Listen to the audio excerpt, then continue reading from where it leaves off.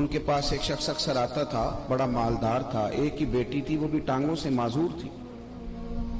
تو آپ اکثر اس کو کہتے کہ تو توبہ کر، اللہ کی بارگاہ میں رجوع کر. ایک وقت ایسا آتا ہے کہ پھر انسان کا جب کوئی اپنا نہیں رہتا پھر اسے مصلی یاد آتا ہے، لیکن اگر مصلی کی عادت بچپن سے پڑ جائے نا تو پھر ذرا آسان ہوتا ہے اللہ سے دل لگانا.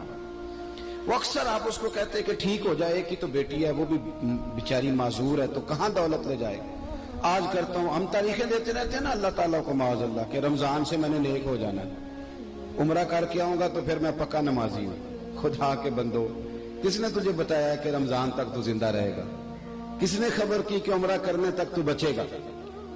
حضرت ابی بدوی اس کو کہتے تو کہتا بڑی جلدی ٹھیک ہو جاؤں گا. ایک دن سویرے سویرے توبہ کرنے آ گیا. آپ نے فرمایا کیا ہوا؟ تو کہنے لگا حضرت جی کل ایک 15 سال کا نوجوان ملا ہے اور مجھے توبہ کرا گیا. مزہ ہی اس عمر میں اللہ اللہ کرنے کا. نبی کریم سے محبت بھی کرنی ہو تو یہی عمر ہے. عشق لگا سی کھیڈاں کھیڈ دینی تے پھر مینوں کھیڈاں بھول گئیاں. کجل پایا سی میں یار دے ویکھنے نو، پھر او دی یاد وچ روندیاں ہی ڈول گئیاں. حیدر شاہ اس گلی کدے نہ رولدی پر ہن تے رول گئیاں. جن لوگوں نے ابو جہل کو قتل کیا تھا ان کی عمر بھی 15 سال تھی. ہم تو بڑے ہی نہیں نہ ہوتے ساری زندگی، نہ ہمیں کو بڑا ہونے دیتا ہے، ہم بڑے ہی نہیں ہوتے. یہ تو عمر ہے کچھ کل گزرنے کی. 15 سال کا نوجوان توبہ کرا گیا. تو آپ حضرت ابی بجمی کہنے لگے وہ کیسے؟ کہنے لگا حضرت جی میں کل منڈی گیا تھا، مجھے کچھ سامان خریدنا تھا، تو بغداد کے بازار سے میں نے مچھلی خرید لی 10 کلو، باقی بھی سامان تب خود لے جا نہیں سکتا تھا. تو مزدور آپ کو پتہ ہے بیچارے آج بھی سڑکوں پہ بیٹھے ہیں. تو مزدور بیٹھے تھے تو ان میں ایک نوجوان 14-15 سال کا، چہرے پہ بڑی روشنی. میں نے اس کو کہا بیٹے مزدوری کرو گے؟ کہنے لگا حضور مزدوری بھی کرتا ہوں، پڑھائی بھی کرتا ہوں، اور جو اللہ کو منظور ہو اس کی عبادت بھی کرتا ہوں. میں نے اسے کہا کہ یہ میرا سامان ہے فلان جگہ پہنچانا، کیا لوگے؟ کہنے لگا 3 دینار مزدوری. سودا طے ہو گیا، اس نے سامان اٹھا لیا. کہتے ہیں رستے میں ظہر کا وقت ہو گیا. کہنے لگا چچا اگر اجازت دو تو نماز پڑھ دو. 15 سال کا جواب. کہتے میں رکھ کے نا وہاں سامان تو پھٹے پہ بیٹھ گیا، وہ نماز پڑھنے چلا گیا. باقی لوگ دیر سے آئے، وہ بچہ جلدی آ گیا. میں نے کہا بیٹے آپ جلدی آ گئے؟ کہنے لگے نفل چھوڑ دیے. آپ یہی نہ سمجھ لیں کہ کام چور ہے، میں بعد میں پڑھ لوں گا. کہتے ہیں وہ دوپہر کا وقت، رمضان بھی نہیں تھا. میں اس بچے کو نوجوان گھر لے گیا اور میں نے اپنی بیوی سے کہا کہ بڑا نیک ہے، نمازی ہے، اور راستے میں یہ بھی ہوا ہے کہ میں نے اسے ایک دفعہ کہا ہے کہ یہ مجھے تھوڑی دیر کے لیے دے دو، گرمی بڑی ہے، تمہیں پسینہ آ رہا ہے، میں اٹھا لیتا ہوں. کہنے لگا نہیں چچا میں رزق حلال کھاتا ہوں، اگر آپ اٹھائیں گے تو میں 3 دینار مزدوری پوری نہیں لوں گا، پھر پیسے کم کروں گا. میں نے طے کیا ہے کہ اٹھاؤں گا. تو کہتے ہیں میں نے اپنی بیوی کو بتایا تو بڑی متاثر ہوئی. کہنے لگی دوپہر کا کھانا پک گیا، اسے کو روٹی کھا لے. رمضان بھی نہیں تھا. کہتے میں باہر نکلا، اس کو 3 دینار تھمائے. تو میں نے کہا بیٹے ایک بات میری مانو گے؟ کہنے لگا بتائیے. میں نے کہا کھانا پکائے کھا لو. کہنے لگا میں معافی چاہتا ہوں، میں نے روزہ رکھا ہوا ہے. حضور نے حکم دیا، حکم نبی کریم نے حکم دیا، بخاری مسلم کی حدیث ہے. فرمایا نوجوانوں اگر تمہارے پاس طاقت ہے تو نکاح کر لو ورنہ روزے رکھو. حکم دیا، یا نکاح اور یا روزے، یہ سرکار کا حکم ہے. بھائی نفلی روزہ نفس کی قوتوں کو کچلتا ہے، انسان میں نورانیت اور روحانیت لاتا ہے.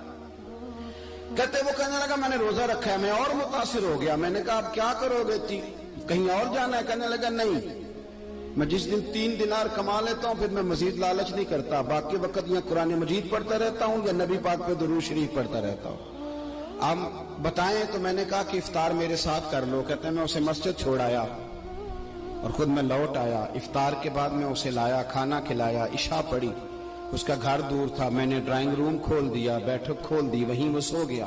میری 20 سال کی معذور بچی کبھی چل نہیں سکتی تھی، کوئی طبیب کوئی حکیم میں نے چھوڑا نہیں تھا اس کو دکھایا نہ ہو. ایک ہی بیٹی، وہ بھی معذور پیدائشی.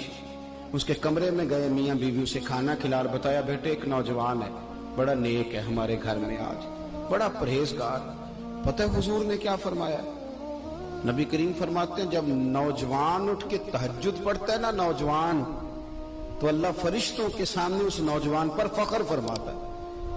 अल्लाह फख्र करता है कि उमर देखो देखो ये मेरी बारगाह, अल्लाह फख्र करता है, अल्लाह यानी खुदा खुद मेरे मजलिस बूद अल्लाह फख्र करता है। आप सोचे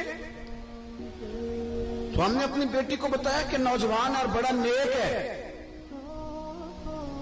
तो कहते हैं वो खाना खिला के हम वापस आ गए। आधी रात का वक्त हुआ तो दरवाजे पे दस्तक हुई, बच्ची अपने कमरे में सो रही थी, हम अपने कमरे में, वो बैठक में। घबरा के उठे कि इस वक्त कौन है दरवाजे पे? तो बेटी कहने लगी अब्बा दरवाजा तो खोलना।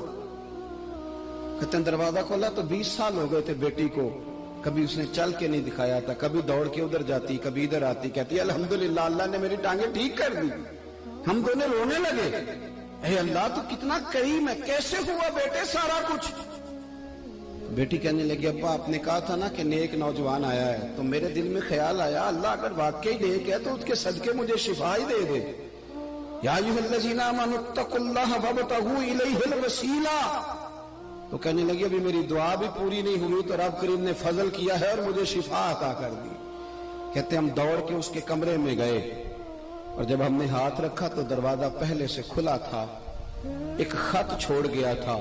आजकल के पीर की करामत होती तो फेसबुक पे दे देता, बाकियों को भी जरा भूल पता चले। कहते हैं वो खत छोड़ गया अपने बिस्तर पे कि अगर तुम लोगों को मुझसे मोहब्बत हो गई है तो मेरे पीछे ना दौड़ना, उस रब की बारगाह में झुकना जिस रब ने मेरे ऊपर भी फजल फरमाया है और आप पर भी करम फरमाया। मेरे नौजवान दोस्तों, ये जो बचपना हमें लोग कहते हैं ना अभी बच्चे हो, अभी जब आप बालिग हो गए तो नमाज फर्ज हो गई, सच बोलना जरूरी हो गया, रिस्क हलाल खाना जरूरी हो गया।